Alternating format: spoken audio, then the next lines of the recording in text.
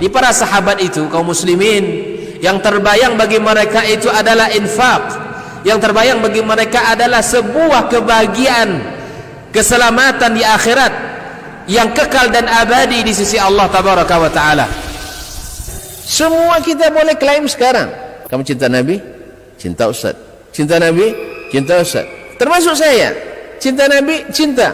Dapat tahunya besok di akhirat. Maka apa kata Nabi sallallahu alaihi wasallam? Amalur rajuli biyadih. Penghasilan yang terbaik adalah pekerjaan yang dilakukan oleh seseorang dengan tangannya sendiri. Wa kullu bai'in mabrur, dan setiap jual beli yang mabrur. Ini aktivitas ini membantu saya di akhirat atau akan menyulitkan saya di akhirat? Kalau seandainya perbuatan itu ternyata akan menyulitkan kita di akhirat kelak, tinggalkan perbuatan itu. Allah berfirman, "Faman yuridillahu an yahdiyahu yashrah sadrahu lil Islam."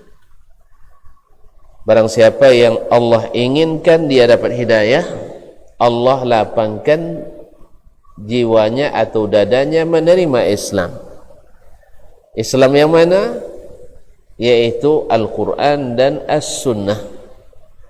Lapang hati menerima berarti insyaAllah hidayah masuk. Tapi wa man yurid an yudillahu yaj'al sadrahu dayiqan harajan ka'annama yas'adu bis sama'. Dan orang yang Allah hendaki dia tersesat berarti masuk ke mana? Neraka. Maka Allah jadikan dadanya sesak. Seseorang condong mendaki ke tempat yang tinggi. Oleh itu kita bersyukur pada Allah masih dilapangkan hati kita untuk menerima ayat-ayat Allah, sunnah Rasulullah yang merupakan ayat-ayat hidayah, sunnah hidayah yang insyaAllah membimbing kita ke syurga.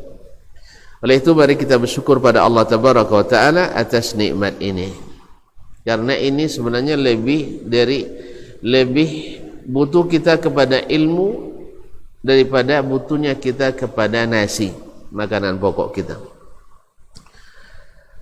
Mudah-mudahan selawat dan salam senantiasa tak luput dari lisan kita, khususnya di majlis ilmu ini. Mudah-mudahan nama Nabi sering tersebut, karena tersebut nama Nabi itu membuat kita orang yang senantiasa berselawat kepada beliau. Dan selawat kepada Nabi sekali Allah ijabah langsung dengan selawat untuk kita 10 kali. Kalau sempat 10 kali 100 kali, kalau sempat 100 kali 1000 kali. Oleh itu jangan bosan-bosan, setiap nama Nabi disebut kita ucapkan sallallahu alaihi wasallam. Ya. Otomatis. Tak perlu pakai tak perlu.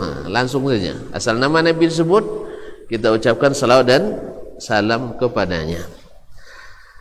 Ma'asyiral muslimin dan muslimat dirahmati Allah, para ustaz, pada bapak-bapak, ibu-ibu, saudara dan saudari, semua orang boleh masuk kampung ni. Tapi nak kau tahu di kritik ambo dia, jangan kau dok masuk kampung Ustaz. Kami nak ngerti kiranya. Tawang sikon nak ngerti masuk kampung nak ben. Jadi ada saudara kalau mak sekampung dia, bang ya. Cuman dek ada nak ngotang tang manu ke. Jadi tolong jangan masuk kampung banyak bono ni.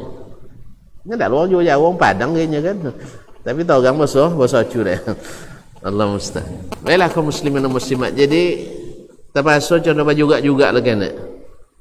Saudara pasti masuk kampung dia bodoh. Bodoh juga. Ya, lama masuk kampung dia. Ma'asyiral kiram yang dirahmati Allah. Kini di bulan apa nombor tadi? Zulqa'dah. Zulqa'dah ada keistimewaannya. Apa keistimewaan Zulqa'dah? Dia termasuk salah satu dari bulan haji. Al-hajju ashurun ma'lumat. Dimulai dari bulan Syawal, Zulqa'dah dan Zulhijjah. Pada biasanya bulan-bulan yang menyertai amalan utama pasti punya keutamaan pula. Misal Ramadan, dia menyertai puasa di bulan Ramadan, sehingga hari-hari bulan Ramadan menjadi hari-hari utama. Siang dan malamnya amalan berlipat dan bertingkat-tingkat, bahkan iman pun semakin bersemangat, ya kan? Ramadan. Bahkan sebelum Ramadan lagi, Sya'ban, dimulai banyak berpuasa. Dan bulan setelahnya lagi, selepasnya lagi, bulan Syawal. Siapa yang puasa Ramadan, Allah lalu dia ikutkan dengan 6 hari di bulan Syawal. Subhanallah. Seolah-olah puasa sepanjang tahun. Di sini Nabi SAW menyamakan antara puasa Ramadan dengan 6 hari bulan Syawal, karena 1 hari Ramadan dihitung 10 hari, sama 1 hari bulan Syawal yang 6 itu dihitung 10 hari. Para ulama ketika menjelaskan hadis itu, barang siapa yang puasa Ramadan lalu dia ikutkan dengan 6 hari di bulan Syawal, sama dengan puasa setahun. Apa sebab? Karena setahun itu dalam hitungan qamariyah, tidak qamariyah, bulan qamariyah, berdasarkan hitungan terbit tenggelamnya bulan, itu 30 hari dikali 12 sama dengan 360. Nah, puasa di bulan Ramadan baik 29 maupun 30, tapi dihitung 30. Dihitung 30. Karena hadis Nabi berlaku umum, siapa yang puasa Ramadan, dan Nabi tahu, dia sebutkan Ramadan itu begini, Ramadan itu begini. Nah, salah ya, begini. Jadi 29 dan 30. Dan dia katakan siapa yang puasa Ramadan baik 29 maupun 30, lalu diikutkan dengan 6 hari di bulan Syawal, sama dengan puasa setahun. Berarti 29 pun dihitung 30. Jelas ya? Dihitung 300. 6 hari Syawal dihitung pula 60. Maka seolah-olah puasa 360 hari. Kenapa? Karena mengiringi bulan utama puasa yang merupakan rukun Islam. Bahkan sebelum Sya'ban lagi, bulan Rajab juga dianjurkan untuk berpuasa. Kemarin sebelum kita Ramadan, di bulan Rajab kita dah sampaikan pula bahwasanya puasa di bulan Rajab dianjurkan ibarat orang mulai menanam. Syahrul ghiras, menanam. Lepas itu di bulan Sya'ban kita masuk bulan Saqi, menyiram dan memelihara. Kalau menanam kan tak banyak nurah. Paling yang seminggu selesai kan? 2 minggu, seminggu disiangi, ditanam bibitnya, dibuat lubang, insyaAllah 2 minggu selesai tak ya? Jadi tidak sebanyak. Tapi di Sya'ban bulan menyiram. Kalau nyiram berapa kali 2 hari? 2 kali sehari, pagi je petang, pagi dan petang hari nyiram kita. Maka Sya'ban, dalam Sya'ban Nabi SAW hampir tak ada harinya kecuali beliau puasa sunat. Ketika datang bulan Ramadan tinggal panen, menuai. Makanya ketika tuan-tuan puasa mulai di Rajab, kemudian ditingkatkan puasa di Sya'ban, Ramadan tak berat. Macam mana nak berat? Menuai. Mana lewat menuai pada orang mangku? Lewat menuai lah kan? Menuai caklah 5 bulan tak masalah menuai. Tapi kalau mangku 5 hari deh sakit pinggang. Kalau begitu, jadi kalau manual lah. Tapi makanya kalau tidak dimulai di Sya'ban nanam, tidak disiram di Rajab tidak ditanam, tidak di Sya'ban disirami, bau menanam di bulan Ramadan. Tu tiada apa tadi tu? Terjelampang tahu je. Kodok puasa tua kodok gagal. Apa sebab? Bau nak menanam wala manual. Tambah lo sakit pala dah ya. Kawan sebola lama manual, awak bau? Mau nanam, tambah bau tak? Kita bawa uang lepas kecotak dia dapat untung, awak bawa mulai membuat pulau powo. Wallah mengadai lalaku sodokan awak membuat lebalai. Oleh sebab itu kaum muslimin dan muslimat rahmatillah, keutamaan ini yang mengiringi ibadah besar selalu di sisi Allah bernilai besar. Nah, di bulan Zulqa'dah dia sebut bulan Ashhurul Hajj. Salah satu dari bulan haji, karena dia mengiringi ibadah yang tak tanggung-tanggung, ibadah haji. Rukun Islam, rukun Islam yang keberapa? Betul tu. Nah, pertama puasa, syahadat. Kedua salat. Masya Allah, mana hebat salat atau haji? Kadang-kadang tu mana hebat salat pada haji? Hebat salat. Cuman orang tak boleh pergi haji banyak nama dapat demo, tapi tak boleh salat, tak apa jadinya. Iya kan begitu kadang-kadang. Ya, sekarang kan sibuk tu. Apalagi kemarin-kemarin sebelum ada pengumuman dari Arab Saudi, banyak bahkan dai pun sampai ngibongi ke ceramah gara-gara ndak pergi haji, tapi ndak pergi salat doang ngibongi dah. Apa ndak pergi salat? Salat tiainya haji. Padahal kaum muslimin dan muslimat dirahmati Allah Subhanahu wa taala, yang pertama nanti dihisab hari kiamat terhadap seorang hamba yang berkaitan dengan hak Allah adalah salat. Bila salatnya baik, maka seluruh amalan yang lain ikut baik. Maka tuan-tuan kalau nak belajar ibadah, belajar ibadah agar ibadah yang lain ikut baik, salatnya mesti baik. Dan sebaik-baik salat itu adalah salatnya Sayyiduna Rasulullah sallallahu alaihi wasallam. Makanya contoh dia bagaimana dia salat. Dan beliau katakan sallu kama raaitumuni usalli. Dari salat wajibnya, tentu lebih wajib, lebih utama lagi. Bagaimana salat beliau di subuh, bagaimana salatnya di zuhur, bagaimana salat di asar, bagaimana salatnya di maghrib, bagaimana salatnya di isya. Contoh dia, ya, karena paling sempurna. Jadi tak ada alasan lagi nak nambah-nambah di situ. Tak ada alasan nak nambah, karena sebaik-baik salat adalah salatnya Sayyiduna Muhammad sallallahu alaihi wasallam. Maka sungguh aneh bila ada yang menambah-nambah dalam salat, ditambah-tambah dalam salat, karena dia sudah ngaku bahawa sebaik-baik salat Nabi alaihi salatu wassalam. Makanya jangan ditambah. Kalau menambah yang sudah lengkap artinya mengurangi. Ya Jo? Coba lihat Honda bau. Sudah itu modifikasi. Nah ya ogo tutun.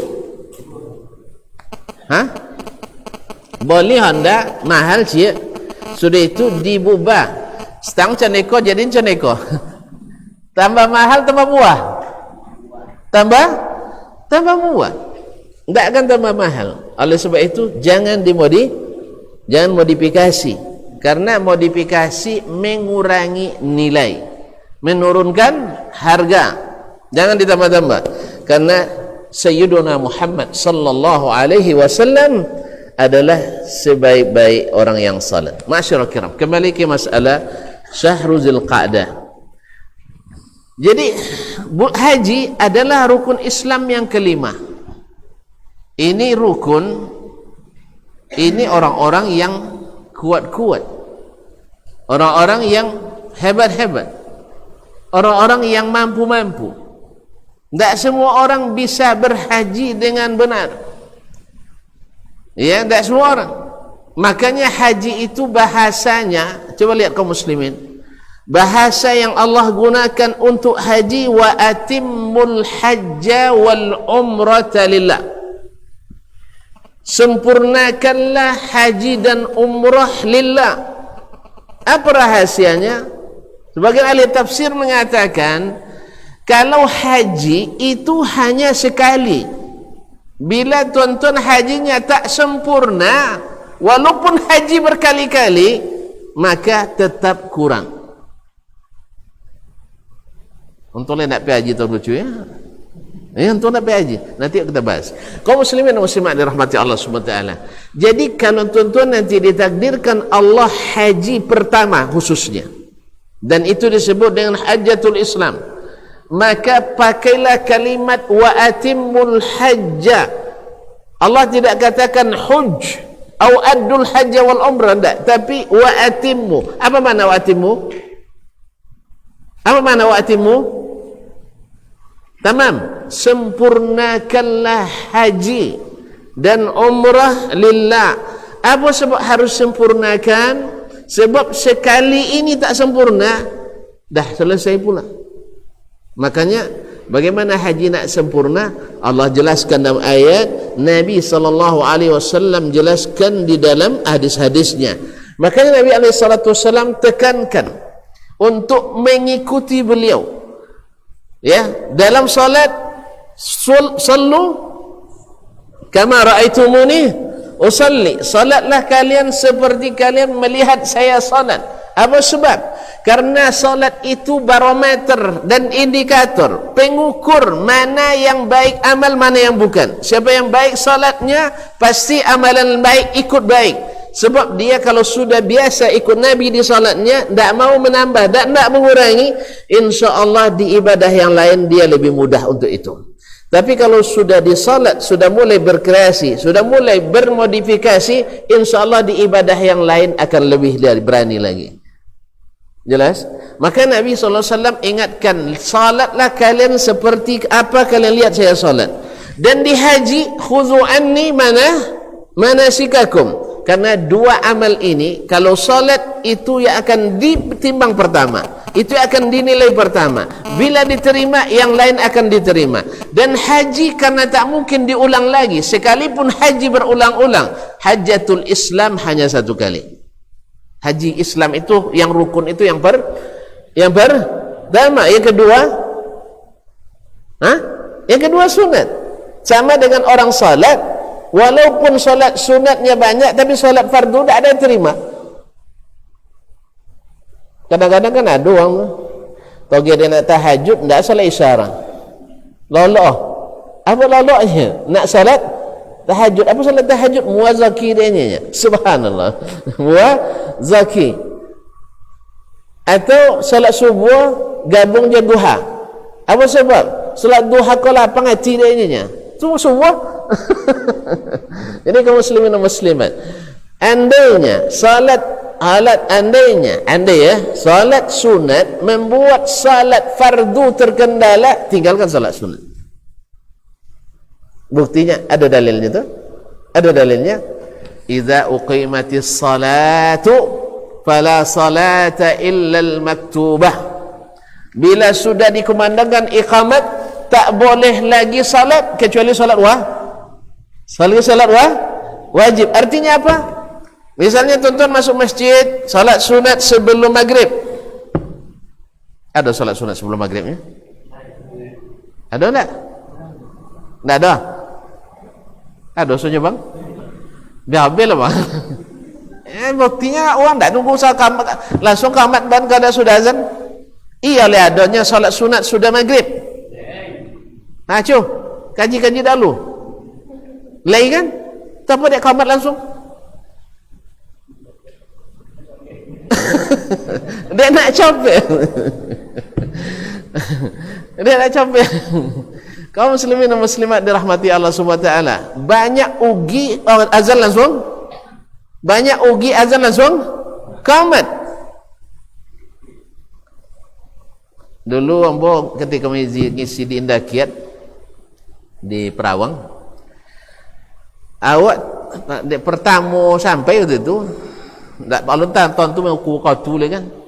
Awak sampai pas azan. Pas azan ya pakai sudah sih kan. Pas azan sampainya jauh dengan dia mobil perusahaan. Sudah itu pas azan tentu anda dapat lupa halo dengan azan biaya. Kayak itu. Oh semua ayo tapi tahan dulu. Dengan azan dulu. Sudah dengan azan antu berdoa awak. Sebab siapa yang mendengarkan azan dan mengucapkan seperti yang dikatakan, lalu dia baca doa setelah itu, maka Allah ampuni dosa-dosanya. Awak ingin ampuni dosa, ya kan? Ibarat utang la tabayu gitu ya. Qasan sudah baca doa lu selesai baca doa inyalah langsung qamat. Takanang lah, ambil uduk langsung. Takanang hadis Nabi, tak boleh salat ketika manahan buang ayu. Kenapa itu? Tak masuk WC dulu. Akramakumullah. Kalau masuk WC dulu, otomatis apalagi kul huwa ayat pertama. Iya kan kul huwa Allah yang pertama. Sudah itu kul auzubil falaq yang kedua. Perakaan hilang dah. Dua minimal. Minimal dua. Apalagi kalau jenis lama-lama di WC. Sampai le zikir dulu WC. Ada lah salamnya kan. Jadi kaum muslimin dan muslimat dirahmati Allah. Jadi waktu itu selesai ngaji, awak dah siapkan judul yang lain sedia. Tapi nampak judul kepenting untuk dibahas, maka ambo minta izin ke mereka ada proposal kan ambo ajukan. Yang ngomong proposal kalau temo alhamdulillah. Itu kan? Kan kalau temo kan alhamdulillah kan? Abang kata sekcam dulu kan kalau ada proposal masuk temo dah alhamdulillah, kalau enggak Ndak bang, ndak isa dak apa juga dia ajun liak. Besok kalau tuan-tuan tak terima, saya akan ajukan lagi. Tolong sebutkan kalau ada syarat yang kurang saya tambahkan. Memang sengojong tinggian sebagian dalilnya. Ambo bahas waktu itu ini proposal buat syarat-syaratnya. Bahwa azan antara azan dan qamat kalau tidak ada menunggu, ada minimal 5 kebaikan yang hilang dari seseorang. Satu, Nabi katakan sallu qablal maghrib, sallu qablal maghrib, sallu qablal maghrib. Salatlah kalian sebelum maghrib, salatlah kalian sebelum maghrib, salatlah kalian sebelum maghrib. Kalau 3 kali tawong dah amak. Apa mau kau suruh? Jangan sampai lupa. Kena ya bang. Kalau amak wak dahulu kita tahu, yang jangan lupa balik gambarnya. Itulah baca bah kereta kan, yo nya dia boleh lihat deh. Takanang dangnya, jangan lupa balik garam. Lah sampai ke seorang keladang, tembo je deh le. Leya benyanya. Kamu itu pontiang tak? Pontiang. Nabi diulangnya 3 kali. Tandanya sunatnya muakkad. Apa tanda muakkad? Dia ledek Nabi liman syaa. Siapa yang ngomong? Ada cak landak nombor itu ya. Kaum muslimin dan muslimat supaya tidak dianggap wajib. Supaya tidak dianggap wajib sabut Nabi liman syaa. Siapa yang mau. Ndak amu kecil. Suwo dek Nabi ndak amu. Lai alhamdulillah. Itu yang pertama. Berarti salat sunat yang dimaksud sebelum maghrib, sebelum azan atau setelah azan? Setelah azan. Sebab salat sunat sebelum azan yang tak ada sebab kan diharamkan. Tak boleh salat sunat setelah asar sampai tenggelam matahari. Berarti otomatis setelah azan atau antara azan dan qamat. Itu di hadis Imam Al-Bukhari. Kemudian ditegaskan lagi maknanya dalam hadis riwayat Imam Al-Baihaqi dan sebelumnya Imam Ahmad Al-Musnad bahwasanya bainal adzanaini salatun. Antara 2 azan ada salat. Oh sampai tu. Itu syarat pertama kan. Yang kedua, bahwasanya orang yang menunggu orang salat. Nya kadang-kadang tahu dan lah dahulu datang ke lembek-lembeknya kan itu. Gitu. Tak ada mikir orang terlambek, awak nak lambeknya. Gitu. Sebenarnya orang yang datang dahulu banyak yang dia dapat. Ya, siapa cepat dia siapa dah dapat. Yang pertama, duduk dia menunggu solat, sekalipun tidak sedang solat, dihitung pahala solat. La yazalul abdu fis salati man tadhara as-salat. Hadis riwayat Ahmad dan Tirmizi, setiap hamba itu dihitung solat selama dia menunggu orang salat. Berarti kalau tuan-tuan dahulu kamu saji, ada pahala tak? Ada pahala? Menunggu orang lain, ada pahala? Itu tak ni? Lai, alhamdulillah. Alhamdulillah. Jadi menunggu orang salat dihitung pahala salat. Anda awak tahu nunggunya cutu terlambat tahunya nya. Soalnya dah luar lah kemudian. Soalnya dah luar lah kemudian, tapi rugi. Nya lain 3 lain dulu. Yang ketiga, orang yang menunggu atau orang yang duduk menunggu salat di masjid senantiasa didoakan oleh malaikat. Mana mustajab tu? Doa malaikat atau doa ustaz? Abang? Biar-biar abang. Mana yang lebih mustajab, doa kiai pada doa malaikat? Malaikat. Orang kadang tolak pergi ke Kalimantan tadi ke kuburan tak boleh lah. Ngaku Nabi cium doa cium apanya ilah dulu tu cahaya je orang tu. Padahal nawa itu situ. Kalau Nabi dikubur tu bergoyang-goyang, tak bergoyang Masjid Nabawi lah. Subhanallah. Awak tiap hari di Masjid Nabawi dah ada kejadian tu dah. Tapi subhanallah jutaan orang cayo. Sehingga pergi belum-belum kau kian maknam tak doa. Nyenyo tak cuma pulang kubur nak ambil kini tu. Tapi malaikat pasti mustajab. Maka orang yang duduk menunggu orang salat didoakan oleh malaikat. Apa yang paling awak harapkan dari Allah? Ampunan dan rahmat. Maka malaikat katakan, Allahumma ghfir lahu, Allahumma arhamhu, Allahumma tub alaih. Ya Allah ampuni dia, ya Allah terima taubatnya, ya Allah limpahkan rahmat kepadanya. Woi, gratis jo. Gratis.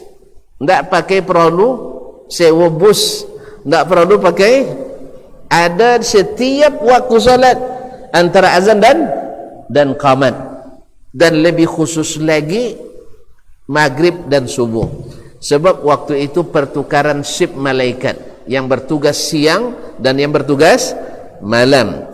Yang bertugas siang maghrib menyampaikan laporan ke mana lampu sampai malaikat menyampaikan laporan ke siapa? Ke Allah Ta'ala. Allah Ta'ala tahu tu tak? Lay. Ke mana payahnya malaikat melaporkan?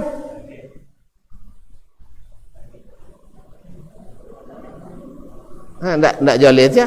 Malaikat tu setelahnya bertugas, ke mana payah melapor? Ayah ke Allah Ta'ala ke mana?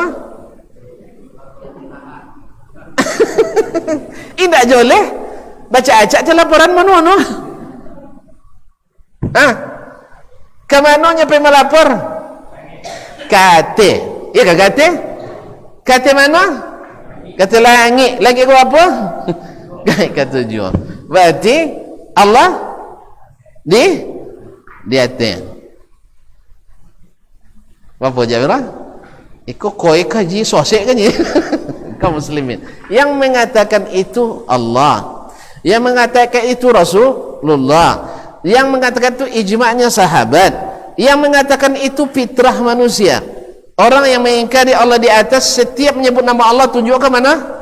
Kata. Lisannya mendustakan, lidahnya mengatakan tidak, jarinya kata. Ya. Kau tengok video? Kaum muslimin dan muslimat. Tengoklah, siapapun yang menyebut Allah pasti tunjuk kata. Siapapun yang berdoa kepada Allah, hatinya naik ke atas. Iya? Iya tak? Alhamdulillah. Baik kau haji.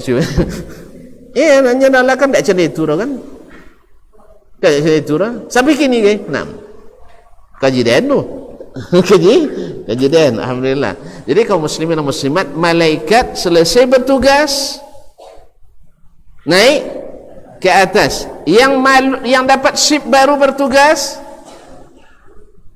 turun dari atas. Besok selesai naik lagi ke atas, melaporkan amalan kita ke Allah Tabaraka wa Ta'ala. Sajole itu kabur juga sajole itu bisa kabur. Subhanallah kaum muslimin dan muslimat. Apa aja Ustaz? Agak lain kaji kata. Tak lain pun doa sahabat baca dah lusa tak. Tak ada lain. Al-Quran dan Sunnah, fitrah. Setiap orang kalau berdoa pasti hatinya naik ke atas, menghadap hati. Dalam ucapan saya pun selalu begitu. Assalamualaikum warahmatullahi wabarakatuh. Alhamdulillah wassalatu wassalamu rasul. Bapak dan ibu yang dirahmati Allah, pertama dan utama, marilah kita sama-sama memanjatkan puji dan syukur kepada Allah. Manjat ke mana? Manjat ke mana? Salasannya. Dia sobik panjat kau kata doanya kan. Iya nak? Kita panjatkan puji dan syukur kepada Allah Tabaraka Ta'ala. Ketika terjadi musibah, lalu aku kusuk punggung, amak tu mati laki kan, kalian tak masih, kalian kalau masih kalian nangis juga kalian. Doa itu tidak ditolak. Kalau ditolak artinya? Ya kalau ditolak artinya diterima. Doa tidak ditolak. Bainal azani wal iqamah, antara azan dan qamat. Makanya seharusnya kalau sampai awak diberi kesempatan dek Pak Camat je lah dulu. Kini 2 jam ke waktu kalian majukan apa minta doa ke camat besok tanda tangan. Entak piti ke? Tahulah bantuan apa nombor bantuan kini apa nombor? Bantuan langsung tunai. BLT. BLT 2 jam. Kira-kira pusu-pusuan dari situ tak? Pasti dapat semua datang pasti dapat. 2 jam lo kotunya saya kecamatan. Padahal jangkauan Pak Camat terbatas dan terbatas. Ini Allah SWT tanpa batas. Maka kesempatan itu kaum muslimin asalnya sayang untuk kita lewatkan. Doa antara azan dan qamat tidak ditolak oleh Allah Tabaraka wa Ta'ala. Alasan itu dulu saran nelayan disimpan dulu. Ini biasa proposal tak langsung temo orang. Iya bang, kan proposal tak langsung temo biasa orang. Ya, pengalaman. Sama pengalaman ambo waktu itu langsung temo dek nak angdo dah. Serius, tak langsung temo orang. Bulan depan ambo datang lihat. Tapi tak terlambat lah. Ambo lah tentu kan. Alun tentu temo. Memang tak temo pun. Masih azan langsung qamat. Alun masuk kaji lah kan. Ambo abaikan dulu. Ceramah materi lain dulu. Bulan depan alun joleh. Kontak maaf tuan-tuan kan janjianmu kalau proposal tak temo akan ambo ulang lihat. Mungkin waktu itu kepala alun bisa tanda tangan leh. Sudah itu hilang lo file gay. Kemudian atau syarat alun lengkap atau map alun tak buat. Ini kadang map warna mapnya salah. Dapat tolak lagi proposal bang ya. Ya kalau proposal jembatan warna biru misalnya. Kalau proposal buat apa nomor jalan setapak warna siga. Kalau itu warna sekian salah map juga langsung berkunci apa proposalnya dia nak. Terus salah mapnya tak sabun kau ada dulu. Lah nunggu setahun apa nak ada kalau proposal. Deh itu dia lajinya. Mapnya sana harus map biru apa je map merahnya. Tapi nak sabun. Hanya kalau sabun tak ada apa yang ada adanya. Kaum muslimin dan muslimat dirahmati Allah. Akhirnya wajukan kembali tambah syarat. Insya-Allah tambah ya, insya-Allah taala. Tapi insya-Allah kalau ke awak pejabat banyak suku nemo proposal. Kaum muslimin dan muslimat kembali ke bulan Zulqa'dah dan bulan Haji. Bahwa bulan ini Karena mengiringi atau di bulan-bulan haji, maka Allah berikan keutamaan. Allah berikan keutamaan dijadikannya sebagai bulan haram. Sebagai bulan haram. Kalaulah orang-orang musyrikin dulu, orang-orang jahiliyah dahulu, tafsir bergerak habrul ummah, turjumanul Quran, ahli tafsir Al-Quran mengatakan, kama anna al-ma'asi tudha'afu fi hadhihi asy-syuhur atau fi hadhihi al-ashhur al-hurum wa kadzalika tudha'afu al-hasanat. Sebagaimana amalan-amalan dosa, karena tadi dilarang oleh Allah berbuat zalim di bulan ini, sebagaimana dilipat gandakan dosa, demikian pula amalan pahala dilipat gandakan oleh Allah tabaraka wa taala. Jadi kalau tuan-tuan misalnya kalau tidak salah ada mengumpul piti gini ya, iya, itu apa? Boleh tanah dan olan bayu so alulnya ya, nak wakin pula lah kan ni dapat jalan tu.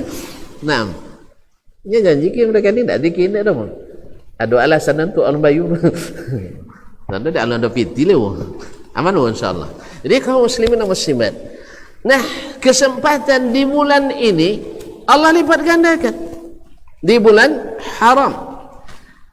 Nah, kalaulah dosa di bulan-bulan semuanya diharamkan, di bulan haram lebih diharamkan.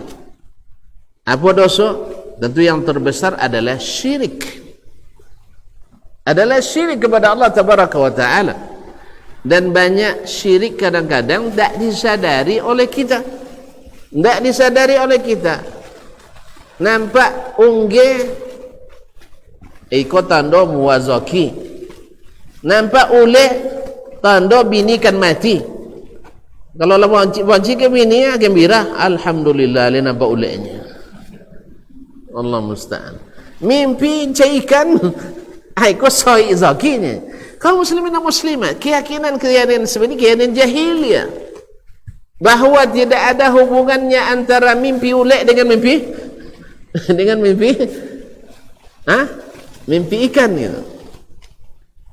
Tinggalkan itu semua. Masuk palasi tanda wangkan sakit, bunyi gagak tanda wangkan mati dan sebagainya.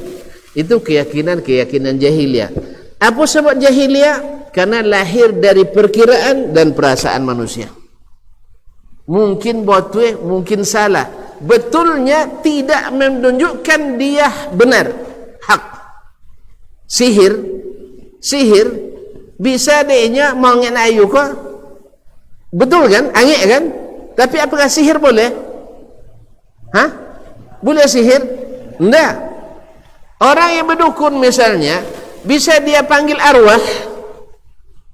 Pasien ini awak. Kosan setan san. Kosan setan.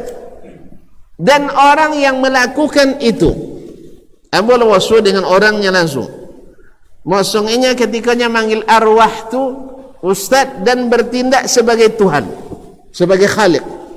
Jadi seolah-olah ambo Tuhan memanggil hamba-hamba dan ambo ciptakan. Syirik enggak? Syirik. Siapa yang mendatangkan? Syaitan datang menyerupai orang tadi. Syaitan di situ pula Allah berikan kekuasaan yang tidak kita dapatkan, bisa mengubah bantu. Kamu itu bisa orang jadi ganti hancak deh. Sudah itu nampang sudah itu mandang kosan tak kena buat orang. Kamu itu ditipunya pandangan mata kita. Ditipu pandangan mata. Tapi benarnya itu tidak menunjukkan bahawa itu hak. Artinya ya itu contoh itunya. Tujuan piti hilang dapat kan, tapi tetap tidak boleh. Bobek kayaknya sehat dah, tetap tidak dibenarkan. Kaum muslimin dan muslimat dirahmati Allah SWT, maka dosa yang terbesar adalah syirik kepada Allah Tabaraka Taala. Kemudian kezaliman di antara sesama manusia, mengadu domba, menebar fitnah, mengriba, hasad, dengki dan sebagainya. Di bulan ini harus kita harus kita hilangkan dari diri kita masing-masing. Dan lebih lagi kalau yang berkaitan dengan hak-hak manusia. Makanya orang Arab jahiliyah dulu, walaupun mereka jahiliyah, tapi menghormati bulan haram mungkin lebih dari kita, karena kedekatan mereka dengan masyairul hajj, tempat orang melaksanakan haji. Karena orang jahiliyah naik haji tak? Orang jahiliyah naik haji. Mereka menghormati bulan haram. Masuk bulan haram, perang yang sedang berkecamuk, sedang berperang mereka, berapa orang? Pernah nengok perang? Lay dalam TV. Kan dalam TV-nya. Nah, nengok langsung. Kita cuba nengok dulu ndak Abang lay? Ndak jadi ya. Paling-paling dua selantiang batu juga kan. Kaum muslimin, orang sedang berperang, sedang bercamuk perang, tiba-tiba tenggelam matahari bulan Syawal. Berarti otomatis masuk bulan Zulqa'dah, mereka hentikan. Ndak pakai tanda tangan dulu. Bubar langsung. Saking hormatnya mereka pada bulan haram. Bahkan di zaman Nabi SAW dan Islam, karena ini asalnya zalika dinul qayyim, ini agama yang lurus yang Allah syariatkan sejak diciptakannya langit dan bumi. Di zaman Nabi SAW pernah beliau mengirim pasukan untuk memerangi kaum musyrikin. Nah, mereka sampai di tempat yang akan diperangi ketika akan masuk bulan haram, bulan Rajab. Ibaratnya kan sonjo kan waktu ke bulan dulu ya. Hanya sampai asau. Kalau bom mulai asau orang, antu ndak kan selesai dalam sejam dah. Akhirnya mereka bermusyawarah. Kalau wak tauin berapa orang, pasti masuk bulan haram wa alun selesai.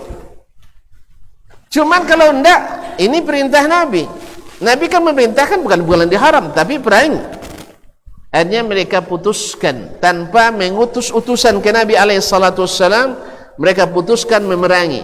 Dan dengan izin Allah menang pula. Terbunuhlah kepala kabilah tersebut. Kemudian mereka bawa rampasan perang, kemudian tawanan dibawa ke Madinah. Lalu mereka ceritakan ke Nabi SAW kisahnya. Nabi bohongi. Nabi kan jangan bohongi. Tapi kalau dilanggar syariat, luar biasa marahnya. Nabi kan tak pembohongi dah. Cemburu bini. Ketikanya ni mau tamu, sahabat-sahabat datang ke rumah di rumah Aisyah radhiyallahu taala anha. Tu dek nengok uang banyak sitan, ibu madu seorang ko nengok kawan. Dek ibu nengok kin makanan dek. Kawasan ibu ndak babalai ibu dah. Boleh tiba jadi kan. Jadi di topi ada makanan tu jatuh pecah pinggan. Kalau topi abang enggak cendapur bang?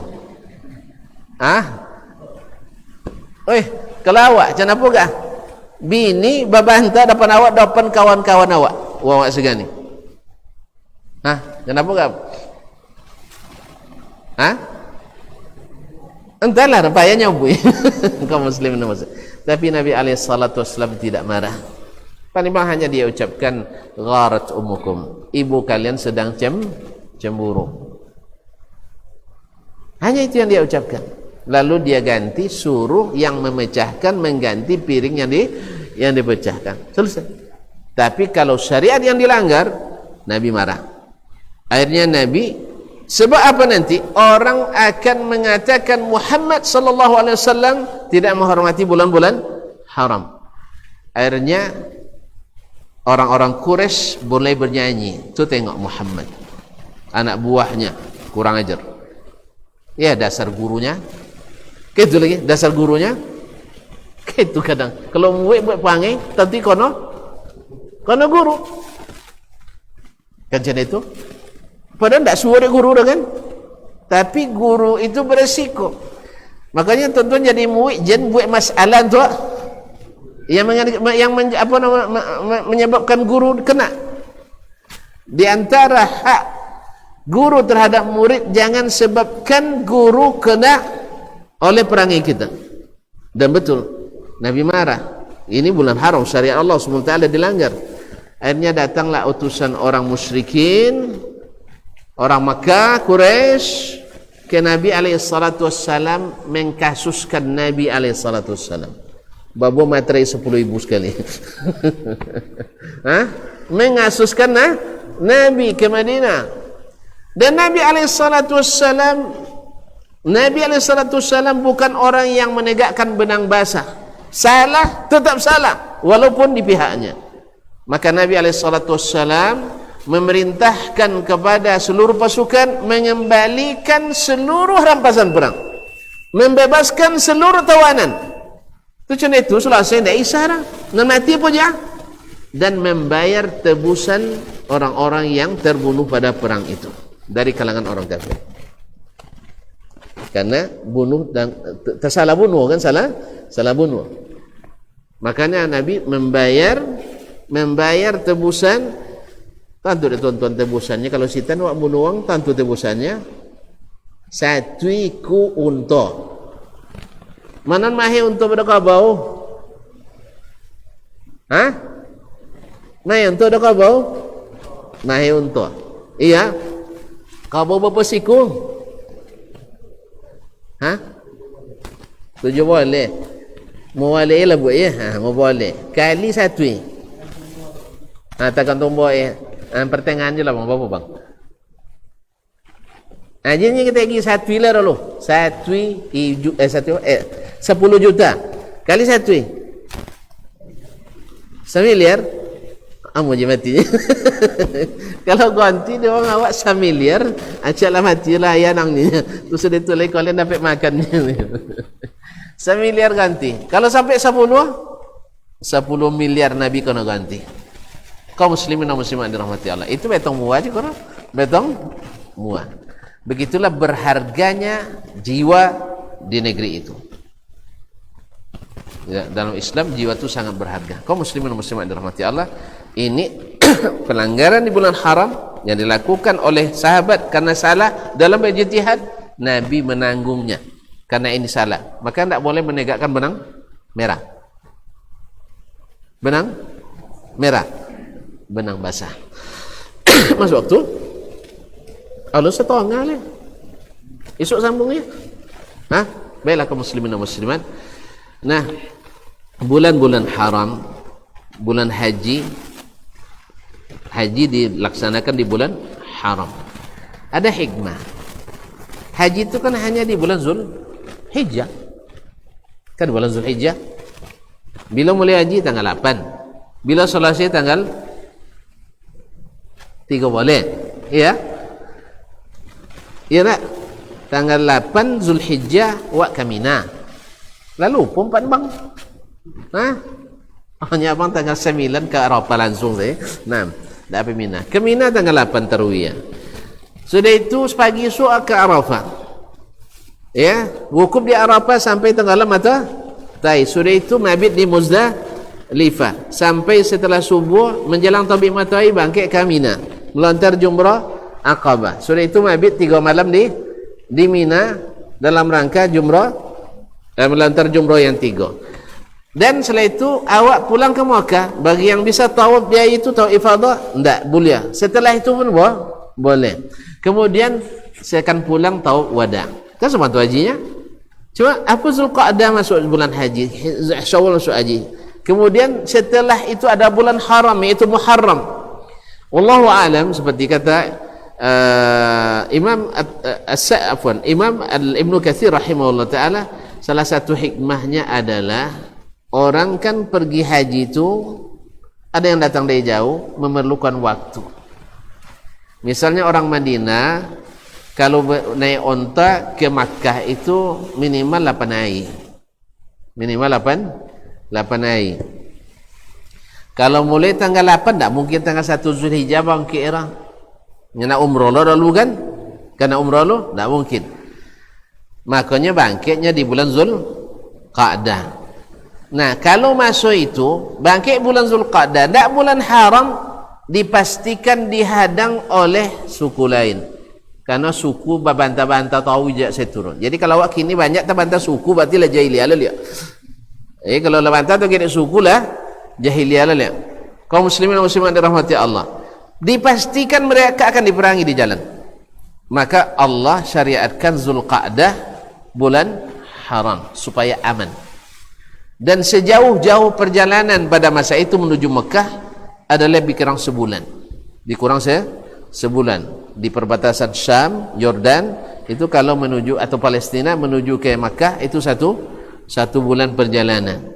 Maka amanlah orang yang ada di Jazirah Arab menuju Makkah. Sudah haji kan sudah sebulan tadi, selesai tanggal 3 oleh nya nak ziarah lo ke Madinah lah. Betul? Ziarah ke Madinah enggak kini deh, kalau dulu kan enggak di masa Islam ziarah ke Madinah. Okey, pulangnya setelah tanggal 3 boleh. Bagi yang jarak tempuhnya tadi sampai sebulan, potong jalan abi bulan haram sudah tidak aman lagi. Maka bulan Muharram pun jadi bulan haram, sehingga pergi pulang mereka aman. Pergi pulang mereka aman. Wallahu ta'ala alam. Ini Allah SWT yang maha tahu. Allah mencipta dan memilih sesuai yang dia kehendaki. Wa rabbuka yakhluqu ma yasha' wa yakhtar. Maka tidak boleh kita memprotes Allah SWT. Kan aneh kini ada orangnya buat pada supusu di bulan yang 3 buat haji tiap bulan ya kan, haji tiap bulan. Ada orang usulkan lah, ada yang lebih ekstrim lah. Apa dek kamu akan haji Jakarta lah haji. Banyak nuntung Arab Saudi nya. Akhirnya usulkan mau haji kah Jakarta. Itu di Bali dong senyah ikut sorogora tapi sorogora jawab kan. Ancak jurunya nya. Jadi beko go tawaf di Monas. Mabitnya wukufnya di lapangan Banteng. Lontar jumroh di Kemenaan. Nya peneliti orang Kemenak waktu itu, ya, peneliti orang di Kemenak bang. Jadi usah Kemenak gara-gara dek oknum tadi, Apa dek Kemenak banyak setan situnya. Allah musta'an. Allah musta'an. Kan setan itu yang mengatakan seperti itu kan, subhanallah. Jadi kaum muslimin dan muslimat dirahmati Allah, maka Allah sudah tentukan sebulan sebelumnya, sebulan setelahnya jadikan bulan haram. Oleh itu kita pun jangan sampai kalah oleh orang jahiliyah di bulan haram. Kau nak bangi-bangi, undurlah sampai bulan puasa. Bulan puasa kan tak boleh sana bang ya. Oleh sebab itu kaum muslimin dan muslimat dirahmati Allah. Kemudian apa bulan Rajab tersendiri. Kan sendiri bulan Rajab. Kaum muslimin sebagian ahli tafsir mengatakan tadi supaya moga di pertengahan tahun ada kesempatan diramaikan oleh Allah, oleh orang yang pergi umrah di bulan Rajab, khususnya yang ada di sekitar Makkah yang perjalanan jarak tempuhnya bisa dalam 1 bulan pergi balik. Berarti ini juga salah satu hikmah kenapa Rajab ada di pertengahan tahun, bukan di akhir dan awal tahun. Kan Zulhijjah di akhir kan. Jadi bulan haram Zulqa'dah, Zulhijjah dan Muharram, kemudian Rajabu Mudhar.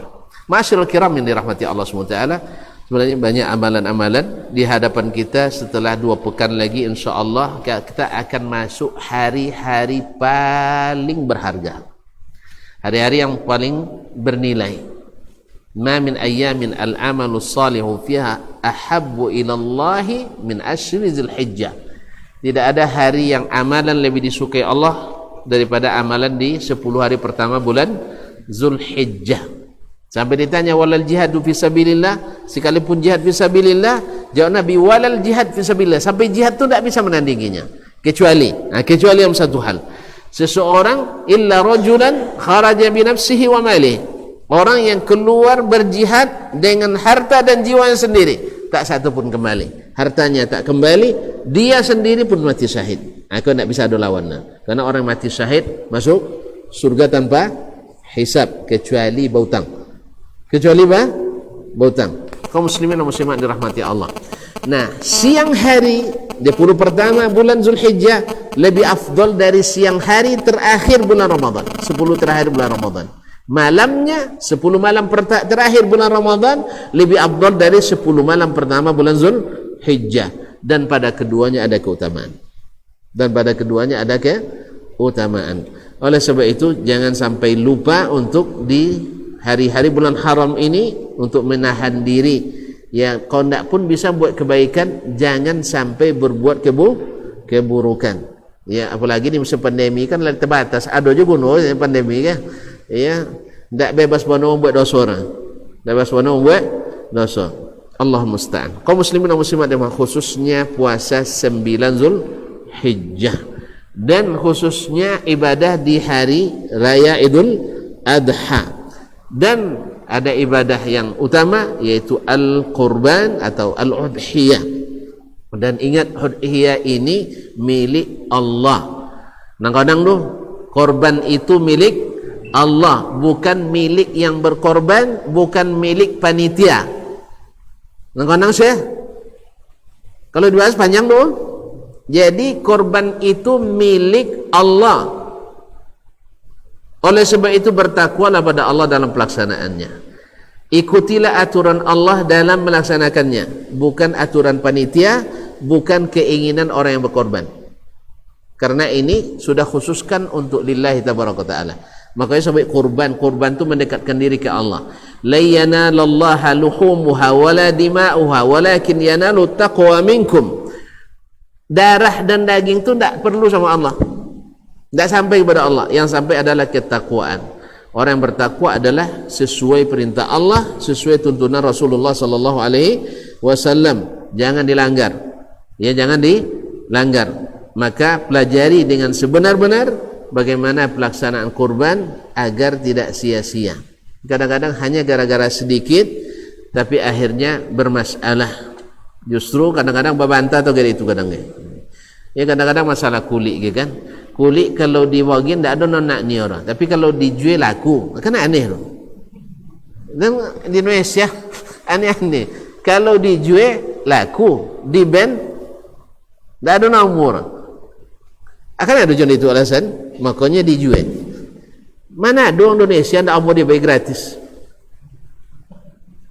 Mana ada orang Indonesia tidak mau dibayar gratis? Kasan masalahnya di kulit tu selawai 2 jari je ni ke tanggung aja, buat jangit tak bisa, tu buat kulit rabanan tak bisa, iya kan, buat siti tak bisa, itu nak kena ambil doang lah. Ini siapa nyuruh harus sama banyak. Ikut selalu salah tu cik ya, bahawa pembagian hewan korban bukan asas sama banyak, tapi asas manfaat. Mana nak 8 buat 8 bagian. Ikut tak banyak sedetu dapat. Anak 2 le sedetu dapat. Adil tu. Abang.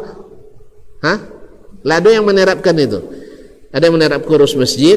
Kami ustaz membagikan daging korban sesuai anggota keluarga, bukan berdasarkan kakak. Apa maksudnya? Kalau ada keluarga 5, berarti 5 kupon.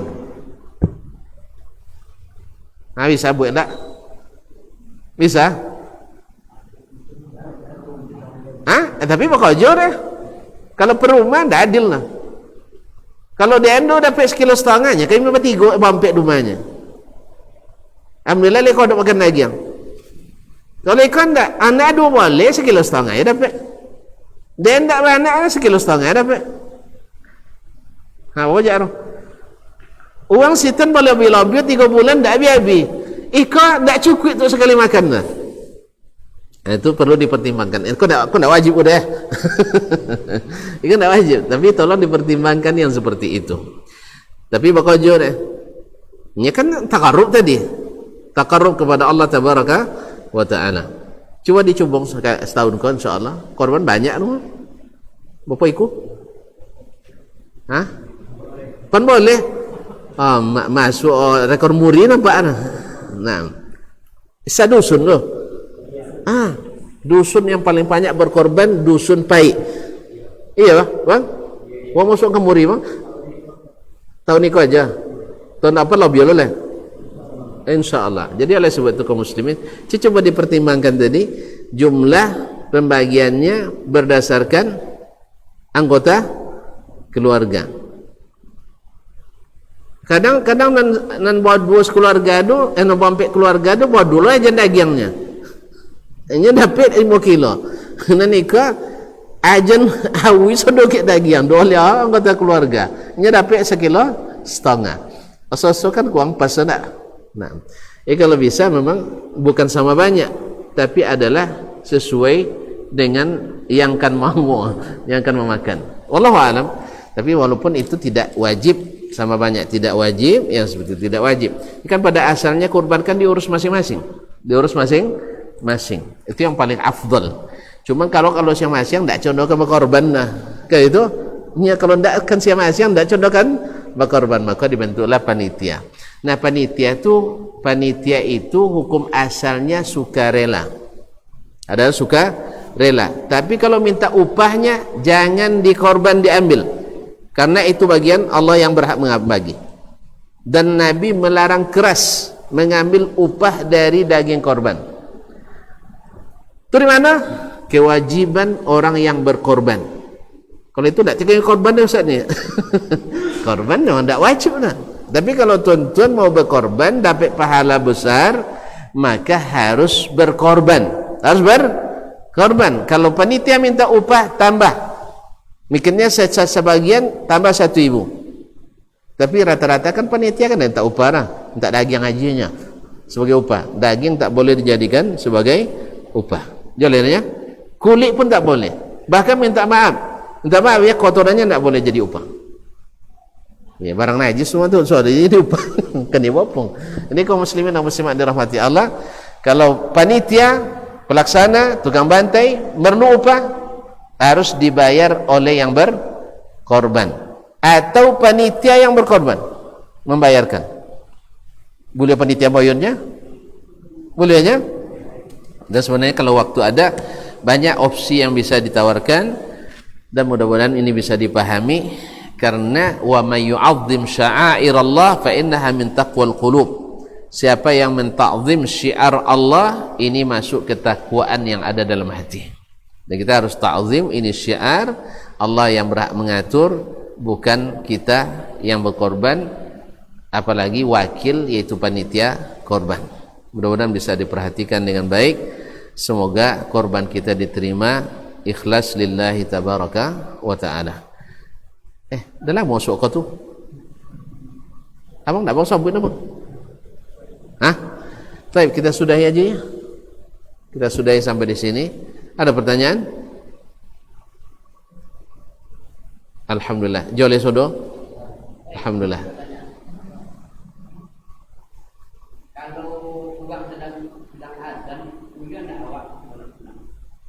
Kalau mulai seharusnya ditunggu dulu. Kalau boleh. Artinya hukumnya hanya sunat kan? Tidak dijawab azan, tidak berdosa. Cuma ugi. Oleh sebab itu tunggu dia selesai azan, lalu dan jawab, kemudian doa selepas itu. Kecuali khatib sedang khutbah. Karena mendengar khutbah itu wajib. Mendengar azan tidak wajib. Oleh sebab itu ketika masuk, walaupun ketika khatib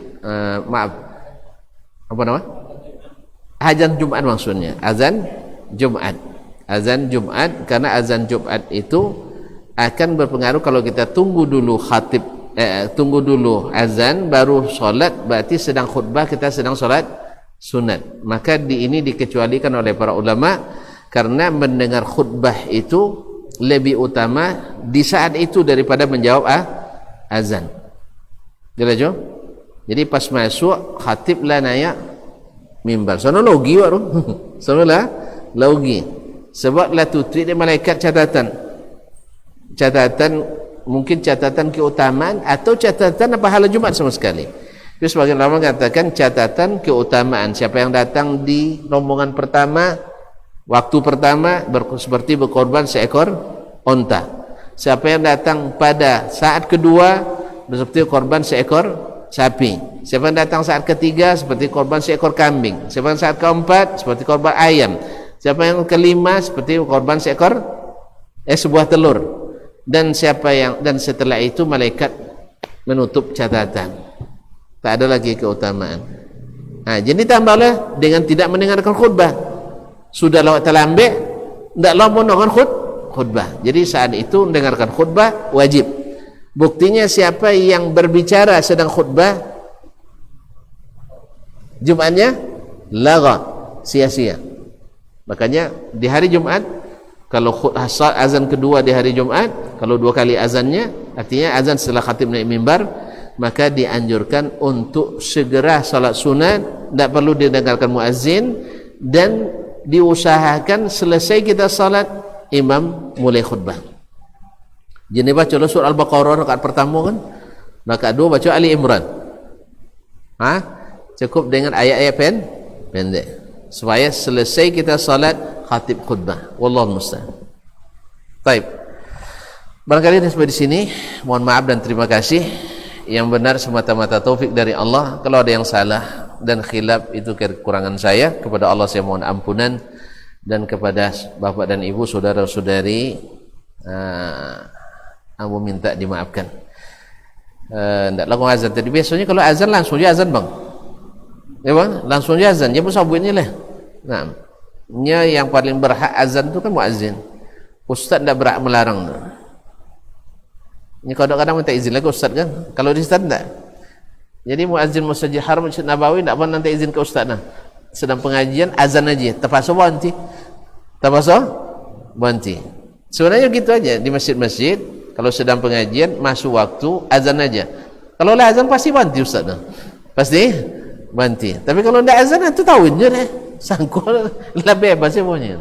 Jadi intinya azan itu muazzin berhak untuk azan walaupun ustaz masih sedang ceramah. Nah, atau terserah ustaz nak tahuin ceramah nak ya pur. Nah, lah pasti kalau dia tahu tentunya dengarkan azan dan jawab dulu. Kalau nanti nak sambung lepas azan sampai menjelang qamat. Sebab di rumah-rumah yang tak ke masjid kadang nunggu waktu dia. Khususnya ibu-ibu yang tak ke masjid, mungkin mereka mendengar waktu azan baru bersolat. Mungkin nak lolok copek gitu kan. Alhamdulillah. Terima kasih, mohon maaf. Wassalamualaikum warahmatullahi wabarakatuh.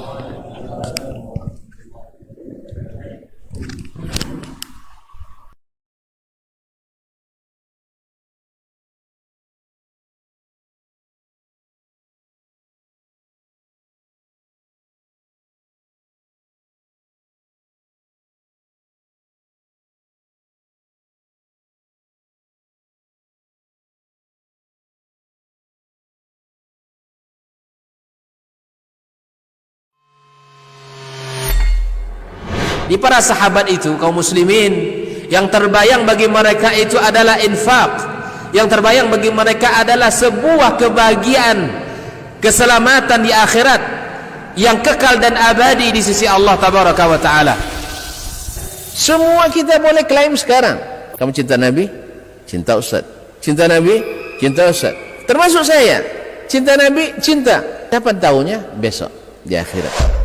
Maka apa kata Nabi sallallahu alaihi wasallam? Amalur rajuli biyadih. Penghasilan yang terbaik adalah pekerjaan yang dilakukan oleh seseorang dengan tangannya sendiri. Wa kullu bai'in mabrur. Dan setiap jual beli yang mabrur. Ini aktivitas ini membantu saya di akhirat atau akan menyulitkan saya di akhirat. Kalau seandainya perbuatan itu ternyata akan menyulitkan kita di akhirat kelak, tinggalkan perbuatan itu.